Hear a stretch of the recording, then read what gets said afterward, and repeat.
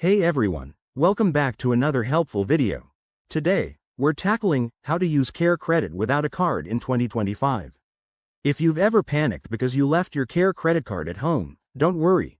This guide will show you how to handle payments digitally and seamlessly. Let's dive right in. First things first, Care Credit is a specialized credit card designed for healthcare expenses, like doctor visits or prescriptions. It's a game changer for managing medical costs, but in 2025, you don't need the physical card to use it. Thanks to advancements in tech, everything can be done via apps and online tools. Step 1. Start by downloading the Care Credit app from your phone's App Store. It's free and user-friendly. Once installed, log in with your existing account credentials. If you don't have an account, sign up quickly using your email and personal details. Step 2.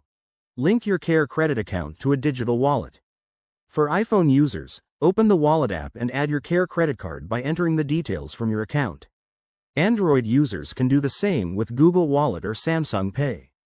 This step is crucial as it allows you to make payments without the physical card. Step 3. When you're ready to pay, at the doctor's office or pharmacy, simply open your digital wallet app. Select Care Credit as your payment method and confirm the transaction. It's fast, secure, and accepted at most participating locations. But what if digital wallets aren't an option? No problem. Log in to the Care Credit website on your phone or computer. From there, you can generate a virtual card number for online purchases or provide your account details over the phone to the merchant. Always double-check for any location-specific requirements. One more tip. Prioritize security. Use strong passwords, enable two-factor authentication, and monitor your account regularly to prevent any issues. In conclusion, using Care Credit without a card in 2025 is easier and more convenient than ever. It saves time and reduces stress, letting you focus on what matters, your health. If you found this video helpful, hit that like button, subscribe for more tips, and drop a comment below.